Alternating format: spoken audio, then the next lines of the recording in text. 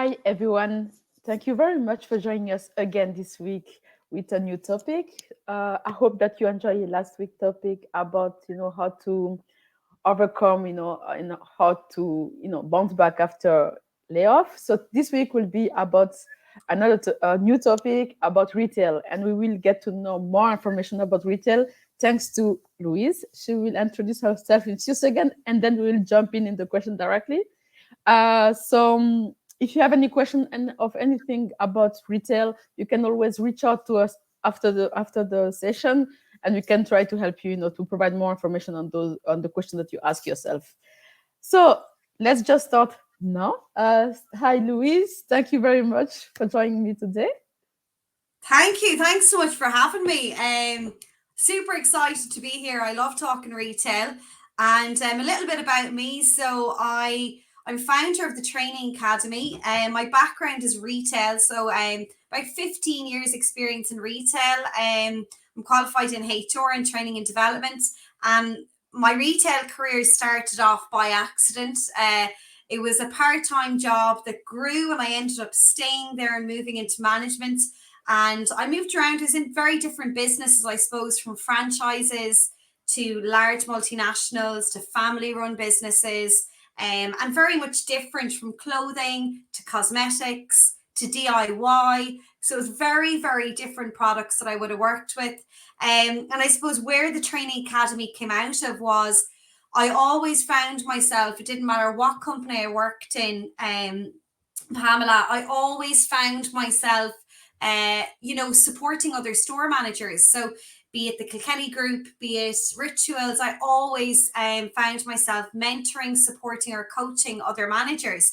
And I seen there was a real need for that in the market. So what ended up happening was I was furloughed, obviously, in COVID in 2020, and I'd done an amazing coaching course. And what came out of that coaching course was I realized that I really wanted to set up my own business, but I wasn't listening to myself enough.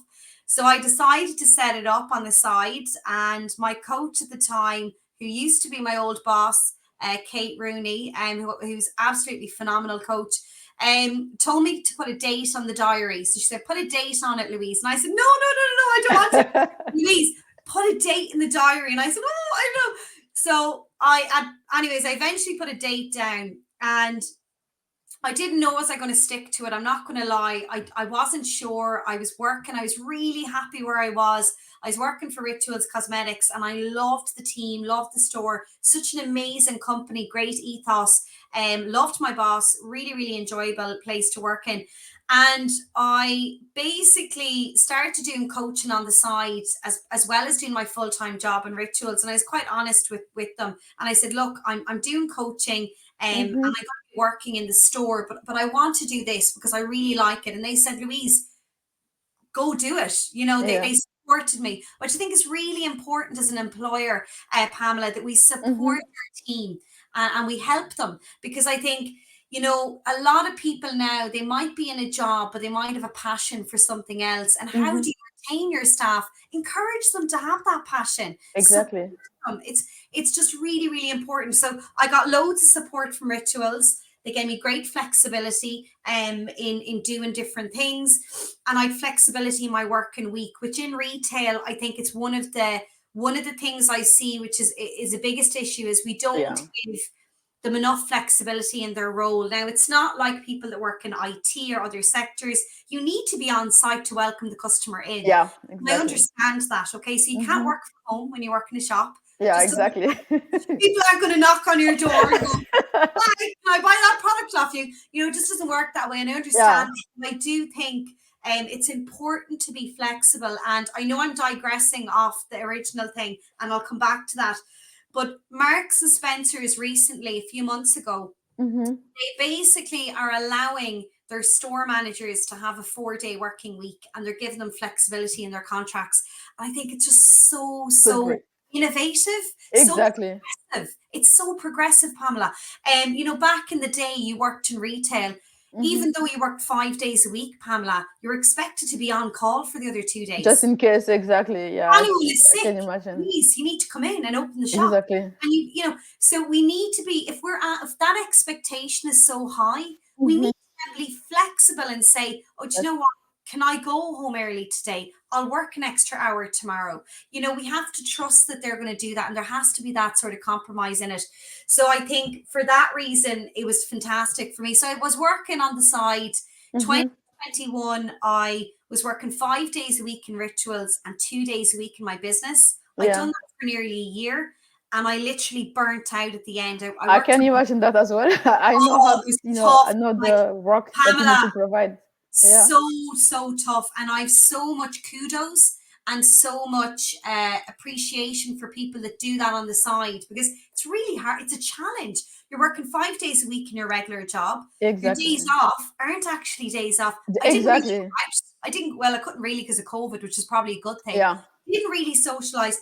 I was so trying to build my business. So I finished up in my job December 2021, and I was Mm-hmm. out on my own in 2022, and it was a bit to say it was scary. It was. Now what I did do was I made a plan, and I think that's really important. So for the first quarter 1 of Mm-hmm. 2022, I had a sales. I had basically, I had enough money coming in that would have overtaken my salary, and I was Mm-hmm. quite lucky in that regard. Now I built great relationships with the likes of ISME, the Irish Small Yeah. to Medium Sized Enterprise Association. I then had private clients who would have known me in retail and wanted to Mm-hmm. work with me in my new Yeah. business. And then I built Mm-hmm. relationships with other people. So that was quite brilliant. So the first 3 months, I was flying it. Now, learning from that was Louise should have been building her sales in those first 3 months and she didn't. So I struggled because what happened after Q1 was I didn't build a sales funnel for Q2 or Q3. Mm-hmm. And I learned that quite quickly, that I need to be, that Pro- sales strategy yeah.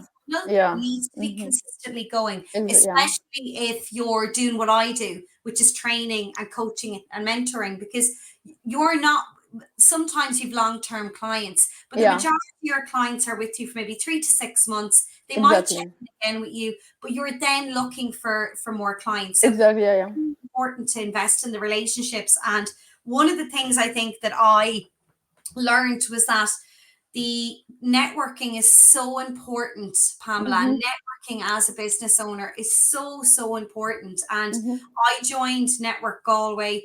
I joined the Galway Chambers. I joined groups within my locality Mm-hmm. to meet them and to talk to them. And, and I've got amazing friends in Network Galway, and met, really inspiring people. And I bounce ideas off them, and oh, what should I do here? And it's because when you're in business and when you set up as a solopreneur and you're on your Yeah. own, Mm-hmm. it's very hard because all of your friends might be working in, they might be Yeah. employed, Exactly.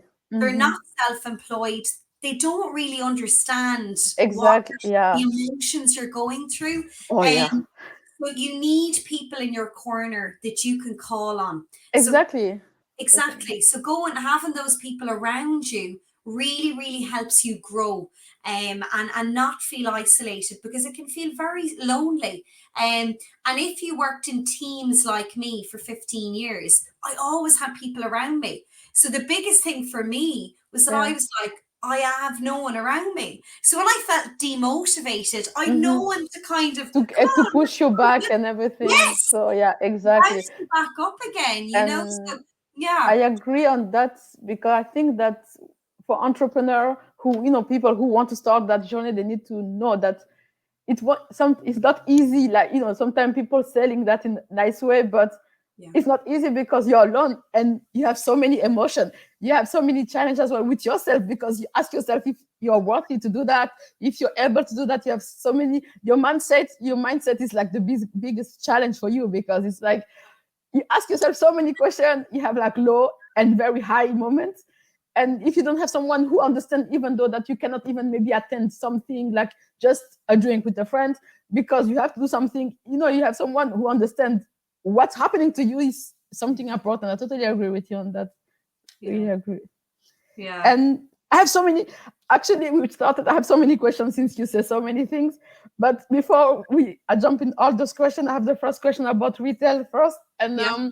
it was really to know that, okay, you have so many actually years of experience in Yeah. different fields. So you had cosmetic, you had like, I think you saw a lot of different fields on the retail. So Hmm. what did you see actually all the challenge that happened before pre-COVID first and then after COVID? Which kind of challenge you saw, and what do you see, the retail going moving Yeah. forward?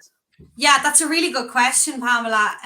Because I think sometimes we have to look back in order to look forward. Okay, so for me, looking back isn't to look at the negatives, but it's to take the learning and the opportunity and the growth and the gaps and go, okay, Yeah. how are we going to take this now and move forward with it? Yeah. So to answer your question, looking back pre-COVID, for retail, it was in a really exciting space. And at the time, I was working for the retailer Rituals, and we were expanding, it was growing. And this whole experiential retail, there was a real revival of retail at that point, because even though we had the online presence, people were being brought into stores. If we look at the likes of Pennies were bringing in nail bars. Now I think we're only seeing it now in the Mm-hmm. Irish market, but they're bringing in ice cream parlors into some stores. They were bringing in, Oh, again, to increase dwell time. They were having yeah. massage chairs for their Oh, customers. nice. That's good to know. Yeah, so you get nail bars, you get your hair done. So retailers were realizing that, we need to have a coffee dock in our store, because Mm-hmm. we know the dwell time will increase. So if we get a coffee and we come into Louise's shop, that browse time is going to increase. And what do we do Mm-hmm. when we increase the browse time? Is we increase the conversion rate. So you've Oh. come in as a browser, I want to convert you into a buyer. How do we Mm-hmm. do that? By having you in the store a little bit longer. You can maybe feel, touch, experience the products, Exactly. try them out, and really, build that kind of relationship with the retailer, with the products, and buy more and spend more time in there. Mm-hmm. So we've seen this huge emergence. It was so super exciting, and there was a lot happening. From a so that's from a customer perspective. Yeah. Staff perspective, we were seeing pre-COVID. I seen anyways. There was the 0 hour contract, and there was a big thing in the news. Now, the retailers I worked with didn't have that, but there were some retailers that had 0 hour contracts, and it just wasn't right, because the expectation was those staff members can't get a loan because they don't actually have a proper contract. Oh. They're then trying to stay in the workplace, but they don't really have proper hours. So I've gone back. If I go back to 2015, any retailer I worked with and any business I managed, I Mm-hmm. refused to have really small contracts, 4 hour, 6 hour contracts, because they don't work. You cannot get people to invest in a business that's only in Exactly. there for one day a week. By the time they pay their bus journey in and out and get lunch, and then they're only getting paid minimum wage of 4 hours. So if it's Mm-hmm. 10 euro an hour, it's 40 euro if we work it out at 10 euro an hour. So Mm-hmm. how do we get people invested in the business like that? So the big thing for me was looking at the contracts in the business. Are we setting the right contracts to get the right people in? Mm-hmm. And how invested are they with those hours? So anywhere I've worked, I tend not to work with 8 hour contracts. Even if the business tells me it, I don't want to do that. I want to work with 12, 16 hour contracts. And that's, in retail, they kind of don't want to give those out. But that's what I feel worked. So this is pre-COVID. Give them the proper contracts, and finding out what the employee wants. And this is before COVID. Anywhere I worked, I would have always seen, why do you want to work in the shop? Okay, I just want money. Okay. Do you want a career in retail? No. Do you want responsibility in the role? Not really. That's okay. Someone else comes to me and says, I want a career. Okay, brilliant. Would you like to take different areas of the store and be responsible for them and put them down in your CV and grow Mm-hmm. professionally? And they go, yeah. So I find out, you have to find out what motivates each team member. And I would have always done that. I think pre-COVID, retailers weren't doing that enough. Okay. Mm-hmm. But staff weren't looking at that enough. They were accepting the crap contracts. They were Mm-hmm. accepting people weren't investing in them. People weren't training in them. Yeah. Um, and that was nearly the norm, if that makes sense. Yeah. And the businesses I would have worked with, I would have always said, you put in what you get out. So anyone I work with, I always would train them. There was no hidden thing. People would see the figures. I showed my staff the exact same reports I worked with. And the reason Mm-hmm. for that being, you empower your team and they for go out onto the shop floor feeling empowered and they deliver really good service. So I would have always had that kind of mindset in the workplace anyways. We go through COVID then, and what really hit businesses was people were sitting at home and realizing, why am I in a job where my Exactly. Yeah. You ask yourself that a lot of like finally asking yourself that exactly what's the purpose. yeah, where's the connection? So uh, I worked for Rituals and I used to do a well-being check every week. Every week I would ring my staff that I had, and Mm-hmm. at the time I think I had 10 or 12 staff, I can't remember, and I would ring them. I would go on the WhatsApp and I'd do a Zoom call, and only if one person only came on out of 12 or 15 people, Pamela, I would still Mm-hmm. show up every week to that Zoom call, because they would go, if I want to show up, I know Louise is there. I know I'll rely on Louise to be there, because that's my job as a leader, to show the guys I'm So showing up for you, not for me. exactly.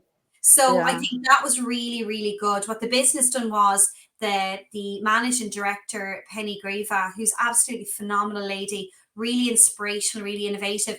As a managing director over all of these stores in the UK and Irish market, she would actually have a drop-in session where all of the teams in the UK and Irish market could talk to her, and we'd be on a big Zoom call. So the company kept the connection with the team. If we Mm-hmm. look at some other businesses, and I've spoken to some people who worked in other businesses where they never spoke to them, they basically didn't bother connecting with their team. Yeah. And those businesses lost out, because what happened was the loyalty was lost because they didn't keep the connection during COVID. Whereas Exactly. I look at Rituals Cosmetics, they done that. They checked in with their team. Even Mm-hmm. though we didn't know what was happening week to week, we told the team, we don't know what's happening, but I'm here for you. Right. Exactly. It's so important. And I think the power of relationships, be it customers or be it staff Mm-hmm. or people to people, is so important in business. And I think what we can do is, as human beings, we Mm-hmm. underestimate it. We take it for granted. And it's not until the relationship is broken, or it's not until we look to get a new relationship, Exact. Yeah. we realize how much that takes to build that up. But what we really need to look at is, how are we nurturing those people in the business? How are we nurturing the customers? How do we show that? How do we show up? Do you go on a Zoom call every week with your team if they're furloughed? Why not? Do you only look for them when you need stuff off them? Yeah. It's a two-way street. There's a really interesting guy, his name is Ted Rubin. I've had him on my podcast twice, and he wrote a book called Return on Relationships. Mm-hmm. And he owned the coin called ROI, which is return on investment. So Yeah. he doesn't look at return on investment, he looks at return on Oh, relationships. nice. And my Totally. Though. question to it's really interesting concept. So my question would be to business owners out there, retailers out there, what is the return on relationship with those people in your organization? Do you Mm-hmm. expect them to work every hour under the sun? Do you expect to call in every time someone is sick? Is that fair? Is there a balance in the dynamic of the relationship? How much are Mm-hmm. you giving to them? It's not just about paying someone a salary. And I think business owners really need to get this, into their head. People aren't just there to get paid money. Exactly. After They're COVID, there was sorry. After there. the COVID, actually, we saw a change. Yes. Everyone was thinking more about Yeah. the purpose to go to work, the company they work for, and how they feel over there, and like you say as well, the connection and the connection that you have with the manager, for even with your team, and it's like you say, not thinking about when start to fall off, but more about be proactive as well from the beginning, create a connection with them. And yeah, that's totally I agree on that one. That's Yeah. totally change It everything, is. the impact. Yeah. Yeah. And I think what you said there, being proactive, not reactive, because I coach a lot of people, and I think sometimes when things go bad in a relationship, be it at work, right, with Mm-hmm. an employee, a manager, whatever that is, it's usually a miscommunication because we haven't been clear, or we haven't nurtured that relationship enough that they feel comfortable enough to say, Louise, you're not making a lot of sense here. So anyone that's worked with me, I ask people, please challenge me, please Mm-hmm. criticize me. I need that to grow. I don't want people around me going, yes, you're Yes, amazing. exactly. No, Yeah. I don't work, like, I don't grow that way. So we need to cultivate that culture in business where, someone that's coming in on a 12-hour, 30, 20-hour contract versus someone on a 40-hour contract, they should feel valued just as much. Doesn't matter what level of the business they're in. And they should be encouraged to give that feedback and to get involved in that. I personally feel the marketplace has changed. It's an employees marketplace. And I think it's the best thing ever. Like, I really do. There's a lot of people out there that are saying, oh, we can't get staff, we can't get staff. Well, can you not get staff because you're doing the same thing you've always done? Or have you Exactly. different? You have to adapt. We've four generations in the workplace at the moment. Mm-hmm. Four generations, Pamela. We've never had that before. Four. So we have to realize that this new emerging workforce, how are we adapting? How are we bringing them along? How are we encouraging that? We really have to ask those challenging questions to ourselves, to our Mm-hmm. leadership style, and the culture. How are we actually, embedding this culture with the team? What are we doing to support them? I Mm-hmm. would very much so. It didn't matter what role they had, what size contract they had. I would make it my business every single week, Pamela, to have a personal conversation with one of my team. And that That's would great. be, how did you get on at college? I know you had an exam. How did you get on at home? I would make it my business to ask something that wasn't work related to every single person that worked with me in any business I worked in. And I've always done that. And that's what we need to be thinking about. It's about connecting with the person. And what companies don't realize is it could be the biggest, Google, whatever that is, they're Mm-hmm. not working for Google. They're not working for LinkedIn. They're working for that line manager. Okay. Because that line manager is a person that's going to give them a promotion, is a person that's going to make their work life balance healthy Mm-hmm. or not, or is going to encourage them and cultivate that culture. So we really need to be clear, if we don't have a culture we like in the business, we Mm-hmm. have to look at ourselves and go, am I showing up as my best self? You know, what am I doing to support the team? Do they feel supported? Yeah. What's going on in that dynamic? So I think questions like that we need to be asking, Pamela, to really understand. And and I think as well with what you say, the person, when you create that connection, I think that person will even want to give more to the business and want to, to create that experience. Depending, let's say in ritual, you will be like more happy to come to work and trying to bring some new ideas, and even the experience that she can bring or he bring can, create that as well connection with the customer. Like the Yeah. customer experience is important for business, so it's how the employee is treated and feel. You can, feel that when you go, you enter in any business and you feel the way the employee greets you and the smile. You can see if it's genuine or just, okay, I'm here just for to get paid and finish my month. So I agree that is something big that a lot of business should, really start to work on, and trying to use the same system as you. Yeah. Yeah. No, And it's so true. It's so true, Pamela, because I've walked into shops in the past, okay, and I always mm-hmm, say to people, you might have a shop in Cork, in Dublin, and in Galway, and you'll walk into that shop floor and no one has spoken to you, but you get a feeling that you want to stay or you want to leave. And that feeling, that energy you're getting is the people that are actually on the shop floor, the frontline staff. If they're mm-hmm, miserable and they're not happy, and I walk in and I get a feeling like I'll walk yeah, out. So we have to realize that. And anyway, so you've a shop in Galway, a shop in Dublin, and a shop in Cork, right? They're all the same shop. And I've done this before. I've gone into a shop in Galway and I've gone to the same shop in Dublin. And it's been a completely different experience. well, Completely different experience. I've just felt it's different. I don't want to be in here. I want to go. So we mm-hmm, create these experiences. It's the people in there, it's the energy they're giving off. They're excited, they're enthusiastic. We know when we go into a shop and the person is, hi, we're like, oh my God, it's like, oh, yeah, she's exactly, you feel that, no, and you it's the want to exchange of stay. energy. Yeah, exactly. 100%. Yeah, yeah, 100%. Wow, that's a. I hope that guys, if you're watching, you take some notes, and of course, Louise will like if you have question, you can get back to us after that without any problem.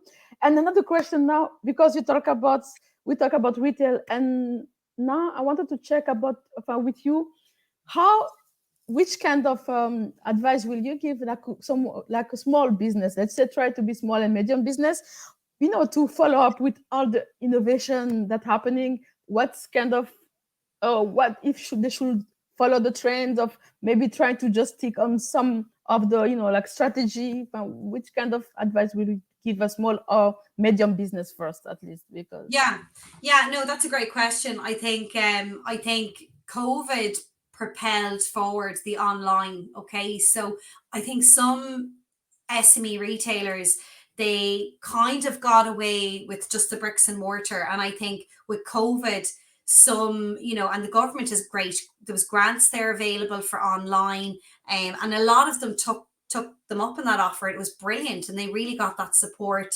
I know Isme, who I work with as a mentor and a coach, they had a lot of people working with them. I know Horan's Health Stores, they have 16 stores in Ireland.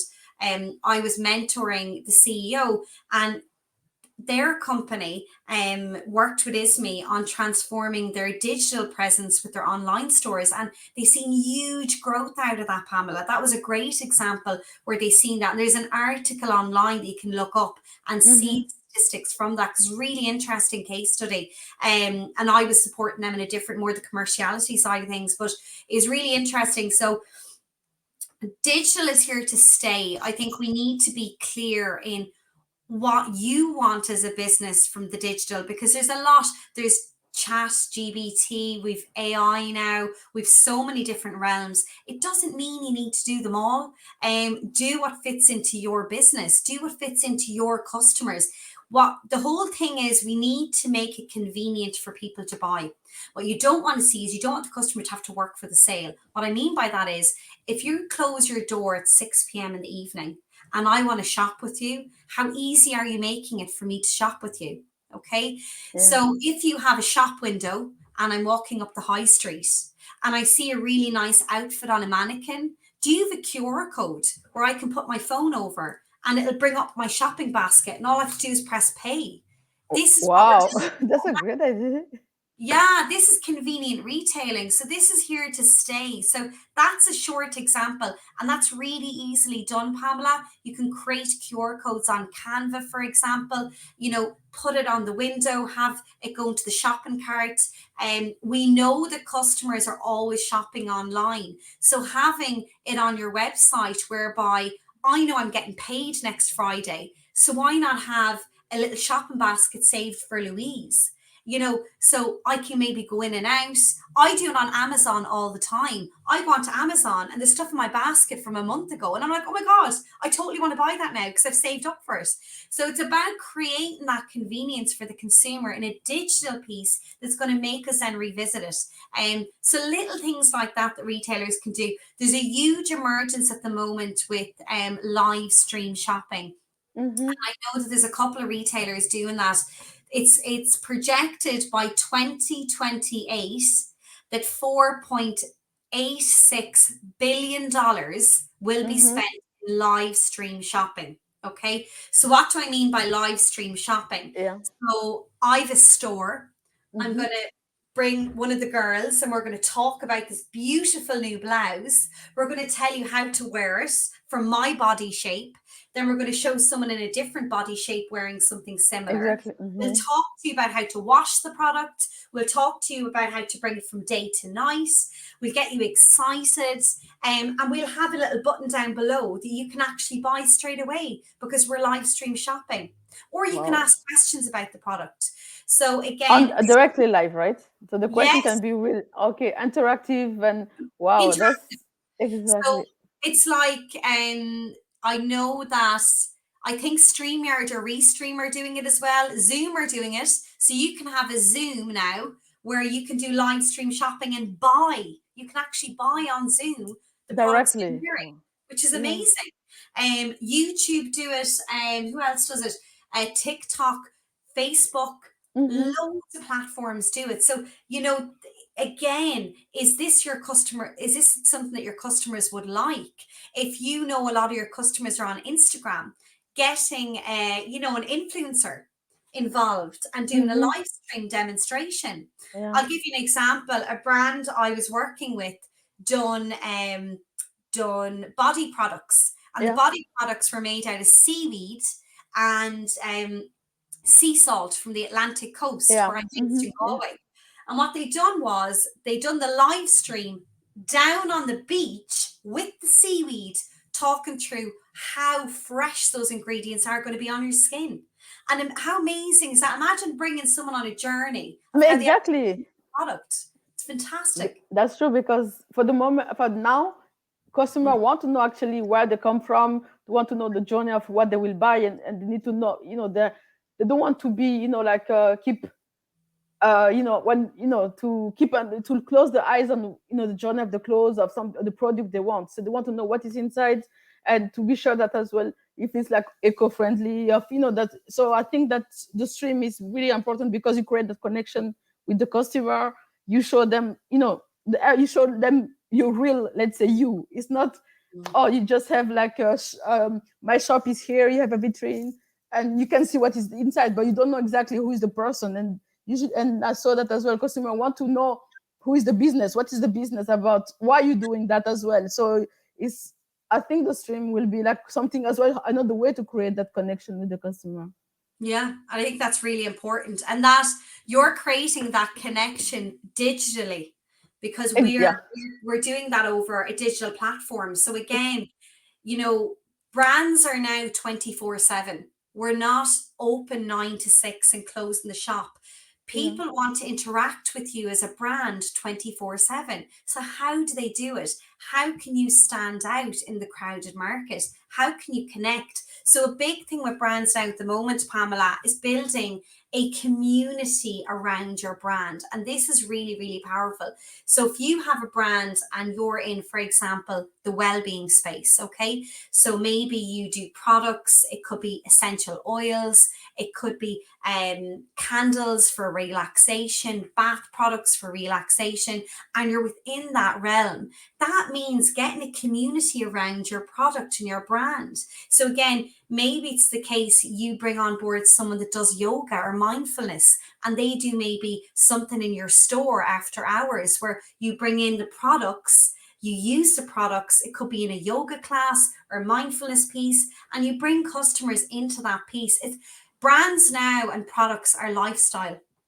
So it's the lifestyle of that product. So customers aren't just going to buy something, they want that lifestyle. We paint that picture, Yeah. that's serene, we're relaxing, Yeah. we're This. doing Yeah. our meditation, we're journaling. There's so many ways that we can wrap it up in a bow to a customer, but it's really creating that community around a brand that really, I suppose, um, from a longevity perspective, grows more and more and more. And how do we create a community around it? So going back to if we've essential oils or well-being products, how do we bring that? Maybe we do healthy eating products. Maybe we partner with a dietitian. Maybe we partner with somebody doing yoga. So again, it's all part of your brand ethos. Maybe we Mm-hmm. do something on sustainable living or sustainability. Maybe we do workshops around that. Bring them into the store. There's loads of different ways that you can actually get people to buy in from your brand. Again, being clear on what that lifestyle choice is or what your brand offering is, Mm-hmm. and then expanding that out. Wow, that's wow. It's really interesting, and I hope people can take notes about that. I didn't forget. If not, you can rewatch after. And I wanted to know as well.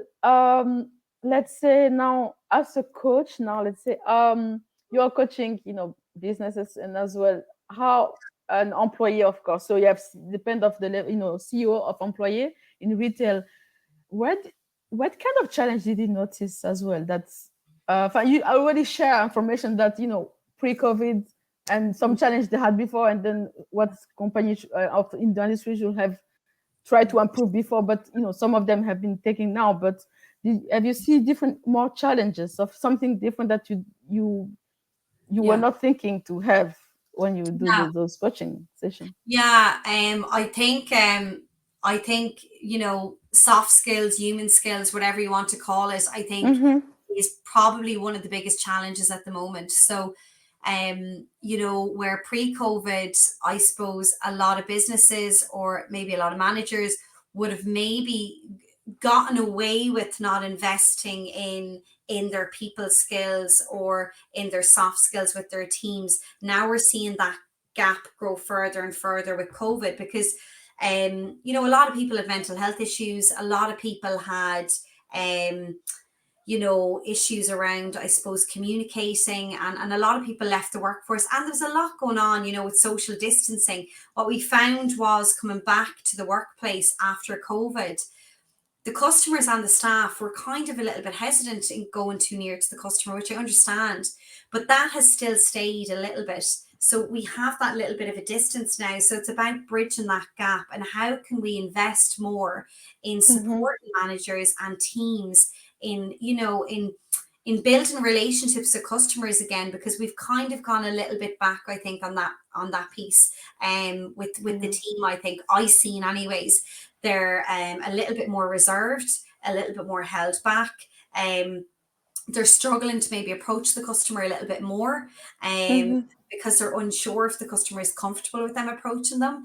And Yeah. so you're seeing a lot of that kind of going on. And that's where, the team need to understand, the body language cues, how to read when someone wants to be left alone versus not, even saying a small hello. I think there needs to be more of an investment in that. Pre-COVID, I think it was easier to recruit because people either had those soft skills or they didn't. Now I think we're coming out of COVID, and where a lot of people that had those great people skills that were, great at approaching customers are just a little bit more reserved, and because of we've come out of a pandemic, so it's a little bit more of a challenge for them. Wow, that's interesting to take. Yeah, to the soft skills. Yeah, that's usually a lot of company looking for that. When they do that interview, because you can train for someone for a lot of the Mm, skills for a job type, but soft skills is like more. It's not for some people. It's different. So you have everyone as well have different learning style. So as well how to that's a lot mm, of things to take in consideration, yeah, and so you have to people yeah, have to take that in consideration during the hiring session, because yeah. that can change, that can impact the business for It sure. can, it Totally. can. And I think, Pamela, a lot of people, a lot of retailers, closed. A lot of retailers were under pressure. A lot of managers were under pressure because, you know, if a lot of the team were sick, the manager would obviously they'd have to show up, they mightn't have enough cover. So you had a lot of managers really burning out, to be quite honest with you, Pamela. And I've a lot of friends in retail still. A lot of people I worked with left the industry. In the last 2 years, a lot of people have left. And I'm on about, managers that would have been in retail more than 10, 15 years. There was a huge, movement where a lot of them left during COVID. And a lot of it was the working conditions. I think during COVID and people being furloughed, they reevaluated, their family life. They reevaluated, I think most people that are in retail leadership roles, managers, they are in that job because they love people, Pamela. They're really in it. If you talk to anyone that loves retail, they just Mm-hmm. love being around people. They get energy from people. They really enjoy their team. They love interacting with people coming in the front door of the store. And it's those types of people. And I think what ended up happening, they were just giving, giving, giving, and they burnt out a little bit because they didn't have that support. Do you know? Yeah. So and a lot of and do you know what, a lot of retailers have realized, a lot of retailers are now, giving the managers more support. A lot of retailers are investing in coaching, which is great to see. They're investing in mentoring, giving that externals to support to the managers, to kind of, have that perspective. Um, and yeah, you're seeing a lot of them are doing well-being programs, they're doing well-being events. Some stores are even doing yoga out of hours for the team, for the managers, not for the Yeah. customers, but just to invest in their team and their Yeah. stores. Exactly. Yeah. Yeah, Mm-hmm. which is absolutely fantastic to see. So I think I think looking at pre-COVID versus now, I think that the challenges were, not giving the managers support, but then, the kind of people skills development and the training, where a lot of retailers, it's on the job training. Okay, so a lot of retailers I would have worked with, you go in and you shadow somebody and then you're left you know, to figure it out. So you don't, some businesses are great, you have a really great onboarding program. Some don't Mm-hmm. have that. And I always think, and it's from my experience in working in different size retail teams, the first 2 weeks that you start in a business as a Mm-hmm. new person will determine how successful you are in the role, because that first 2 weeks, I'm trying to understand the expectation you have of me, as are they. And Mm-hmm. that's really where people need to invest, and not have people come in and thrown into the deep end of it and going, okay, we're going to put Louise in, it's really busy, sure, she'll learn as she goes along. If we have that sort of a learning environment where we're bringing people into an environment where they're learning by mistakes, Mm-hmm. and they don't want to be doing that and they're afraid to make a mistake, it's not the correct environment to bring them in. And a lot of businesses still do that. And I'm of the mindset that, yeah, give people the opportunity to make a mistake, but we also need to nurture them. We need to buddy them up. We need to talk them through what it means. We need to put time into people. We can't expect people to be thrown in the thick of it and then either come out swimming or just fall by the wayside and, oh, they weren't a good fit. No, we didn't give them the proper training. We didn't give them the proper support. So how on earth are we expecting them then to perform in the role? Exactly. It's so important, Pamela, to give them that, that first 30 days. We all want the team trained on tills because we want the tills covered. But I Yeah. purposely don't train people on tills the first week in the role, Mm-hmm. because why would I want them? They'll get the tills. That's an operational piece. We need to really have them understand the culture of the business, understand their team, understand the role, what's expected of them, what's the invisibles of the role. I think so many of us look at a checklist with training. Oh, do the tills, do refunds, and Mm-hmm. process the orders, do this. No, that's what you see. The invisibles, it's actually what's going to make them stay in the business. So what's their attitude? What's their behavior? Yeah. What do they do when they feel frustrated? What do they do when they feel impatient with a customer or a colleague? Yeah. These kind of things, they need to understand what the expectation is from the culture, from the team, and with Mm-hmm. the business. And I think that's really important, that that's not, that it's said and not said. Because I think what happens a lot of the time is, a lot of miscommunication is, oh, I thought you wanted me to do that. I thought you wanted me to do Yeah. that. Okay. Exactly. So what's really powerful is we say it.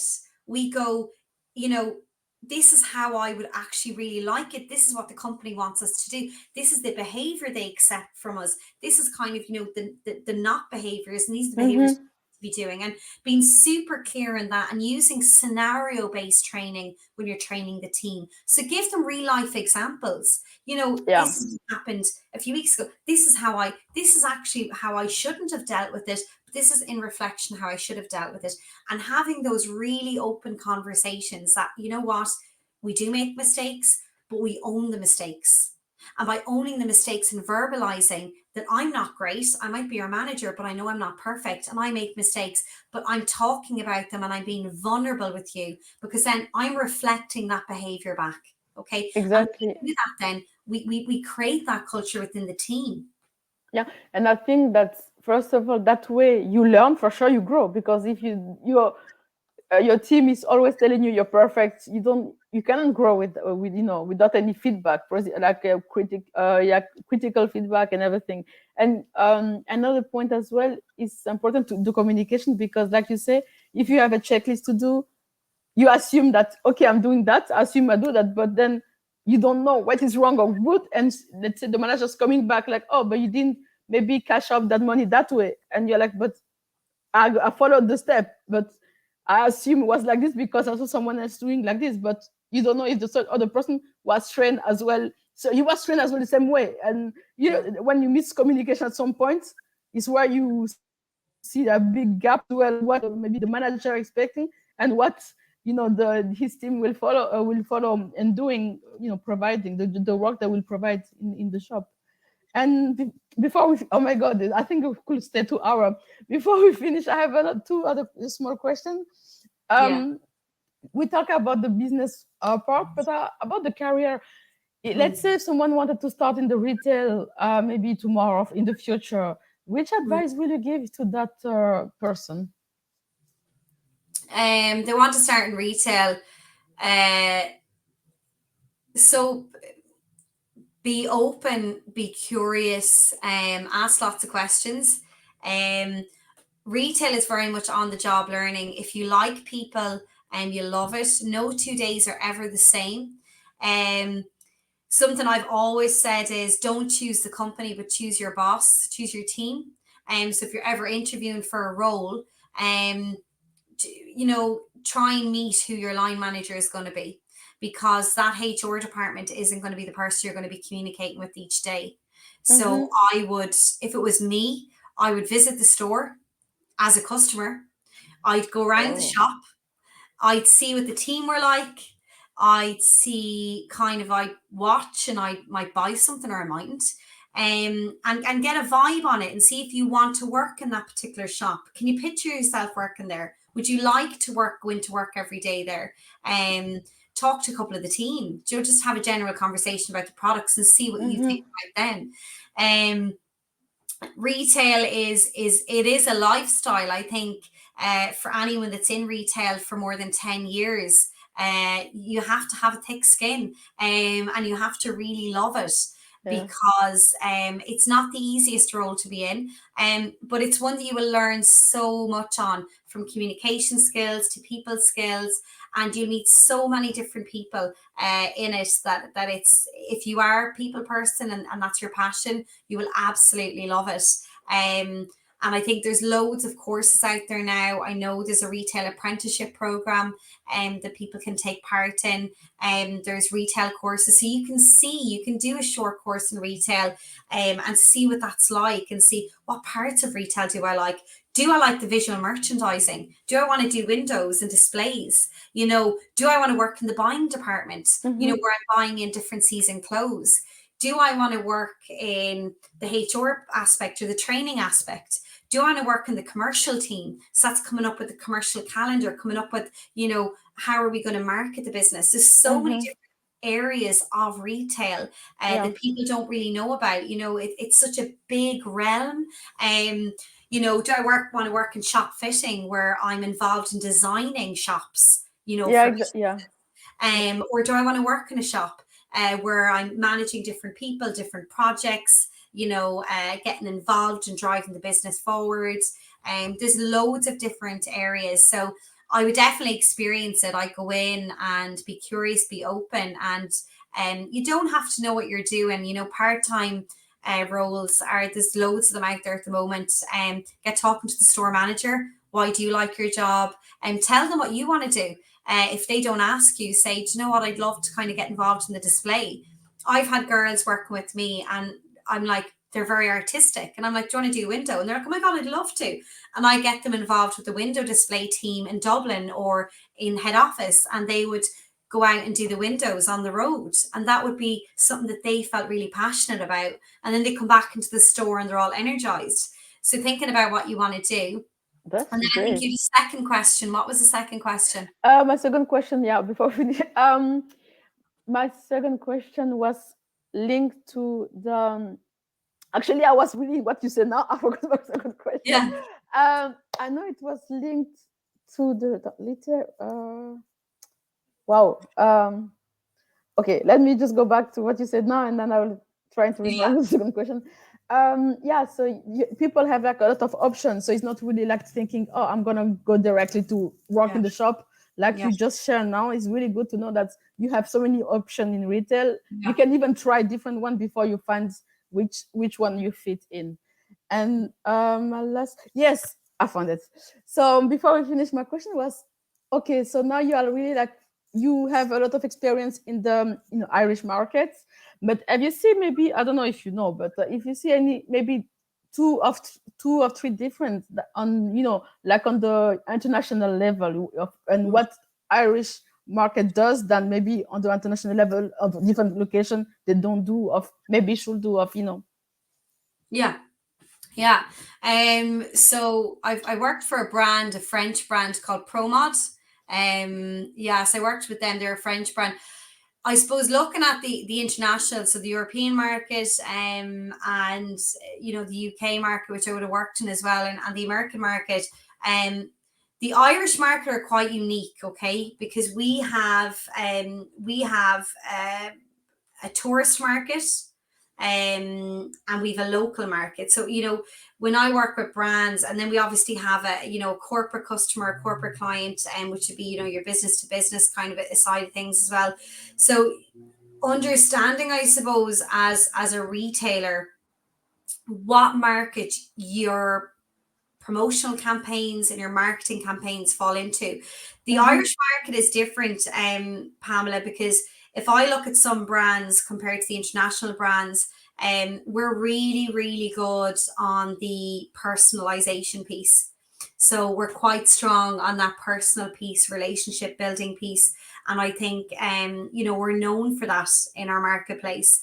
And we do get a lot of tourists here. And I think for brands, there's a huge, huge opportunity there to work and to collaborate with tourist groups and with hospitality hotels.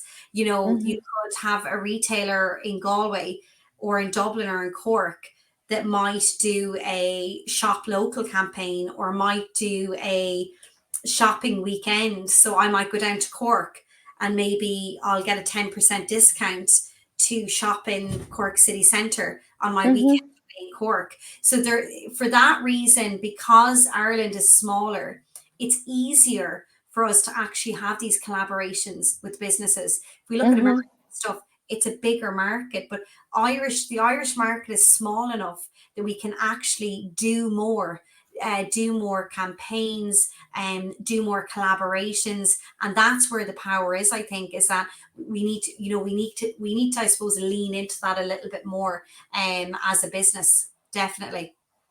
Well, that's a great point, and I think good advice for, for small shop of, small or medium business. And yeah, so I think actually I could have like more questions on the industry, but I don't know if you wanted to share something maybe that something else that we talk, because if not, I will stop asking more questions and we have like few minutes to finish. So I don't know what you could, that you want to share something else that maybe we didn't run to today. Yeah, I suppose what do I want to share? From a retailer perspective, Yeah. I think there's a lot out there at the moment. There's a lot of supports. I think it's really important because retailers, with I suppose the hike in electricity, in rates and all of that, there is a lot of pressure there with retailers at the moment. And I think that there is a lot of supports out there that retailers maybe aren't very familiar with. There's going to be more online funding given in, that was released in the news about a week or two ago. And there's a lot more there. There's different ones, like you have ISME, the Irish Small to Medium Sized Enterprise Association, you have the local enterprise boards, you have the likes of Small Firms Association, you have Retail Excellence Ireland, you have loads of different organizations out there that offer mentoring, retail consultancy. And there's a lot of kind of funding as well there for retailers. And I think sometimes when a retailer is in their business, they can get maybe caught in their business, and they can't maybe see the wood for the trees. And I think reaching out to those, those amenities, those supports out there is really, really important, that you're not doing it alone. Yeah, exactly. Support out there to help you in your business and move forward. So definitely worth checking out. ISME, which I'm a part of, are fantastic. Because a lot of retailers that maybe only have independent retailers, only have one store, they can't hire a HR department. So Yeah. ISME offer that HR support to their membership. And there's loads of other ones to do it as well. So I think seeing what you need, having those supports in place, before maybe you're in the thick of it, because what happens a lot of the time is we don't look to implement maybe HR processes, we don't look to implement um policies and procedures, but then what ends up happening is we're reacting. So Yeah, retail exactly. reactive industry, they're not proactive as an industry. I've seen, and I haven't seen that change, it's still very reactive. We'll do it in the here and now. So I think it's being more proactive, getting those supports and those things in place before things go awry is really, really important. So definitely reach out to any of those and get that support there before you're kind of needing it for the wrong reasons. Yeah. Yeah, exactly. And I agree with you because at least when you start fresh, let's say from the ground, and then you have at least, let's say, the processes, you know how to where to go for the HR. Let's say when you know where to go for the accounting, because at some point, if you start small, maybe you will be like, okay, I will think I will deal with that after. But at some point, you will need to to do the taxes and everything. So I think from the scratch, be proactive and start to work on that from the beginning and know where to go, have the right contacts will be like uh plus point in the success of the retail business. And that was really great. I really yeah, it was really amazing, and I hope that your coaching business will still growing more and more. And I know that you're located in Galway actually, but are you doing those sessions as well other in other different locations in Ireland? Yeah, no, I'm in the UK market and I'm in Ireland, so I'm across both channels. I do a lot of work for the in London, Essex. Yeah, so I'm quite it's virtual now, everything is online. So it's I'm across both markets, so that's fantastic. But if anyone wants to connect with me on LinkedIn, I'm totally open to connect. So connect with me. I do a lot of videos. I'm on Instagram at Louise Lally Training. I'm on YouTube, Louise Lally. I'm on Twitter at Lally Training. And yeah, and I've my own podcast, the Louise Lally podcast, and there's a good few on there about retail marketing, which is really interesting. And I'm talking to a marketing consultant on that who's in the UK, and he worked with Sainsbury's, Jack Daniels, and Hershey's Chocolate, and he's a huge background in retail and business development. So that's a really great one for anyone to listen into. And then I have Tim Radley, who also does, he runs VM Unleashed, and he wrote a book. So I have a series with him as well. So there's a lot of great resources for anyone that is in retail that wants to check out there on the podcast. And then again, I have a newsletter if anyone wants to sign up for that. There'll be different things coming up on that that they can check into. But it's been lovely speaking to you this evening. That I really, really enjoy, and I Having think I fun. learned a lot on my retail. I didn't know that word, but today I learn more about the industry. And quick one, because you talk about the UK industry. Another question about someone who want to establish a business in retail, let's say in Ireland. But Hmm. which will you advise the person to look for? Let's say with a farm project and want to look for maybe like those products based should be them based in from UK or maybe somewhere else in Europe, because I'm thinking about, since the Brexit and all that, a lot of things has changed as well, where you outsource the products depending of which business you're doing. So I guess that a lot of some of your business where you're coaching has does impact had that impact. But which advice will you give to someone who want to establish a business and looking for which country to look for, so for the products? Mm. Yeah, so no, I was mentoring people in health stores in Ireland. So I would have mentored a lot of business owners that owned health stores in Ireland, and a lot of their suppliers are for vitamins and stuff, supplements are based in the UK. The issue with that is the customs charges, and that's massive at the moment with the UK coming in. And I think anyone that's bought online in the UK and gotten it brought in through Ireland, they've had to pay massive money through customs, and it's a bit of an issue at the moment. It hasn't been ironed out yet. So again, having local and European suppliers, yeah, you really need to do that. If you're at a startup phase, it all comes back to costs, Pamela. For Mm-hmm. me to tell someone to go to the UK, it depends on what it is and how it can be sourced. and that comes into your costings, your packaging, and your shipping fees and all of that sort of thing. But it's important that you have a backup of local suppliers, and it could be you could have small orders that if your bigger suppliers weren't coming in, that you could cushion the blow that way, so you didn't have empty shelves. So I think it's important to have that as well. But buying maybe smaller orders through local suppliers if it's a cost thing, and your Mm-hmm. larger bulk orders then if that's from a European. But again, it depends on the marketplace and depends. Exactly. Yeah, yeah, I agree on that Yeah, one. yeah, yeah. But amazing. I think that's people who watch today have a lot of information, and of course you can ask Louise, as Louise say, you can reach out to connect with her on LinkedIn, Twitter, YouTube. You have so many places that you can reach out, and as well follow as well her podcast if you want to get more content on retail. You want to get more information, because I have watched listen, sorry, some of them, and you can learn a lot of actually. So you don't even if you're a student interested in retail, you can just even pop up and listen to one few of the podcasts to have an idea at least where is the retail world about, in 2023, what is the future for it, before even you choose, the field that you want to study. So thank you very much, Louise. That was great. And thank you very much, everyone, for watching. And I'll see you soon for a new topic.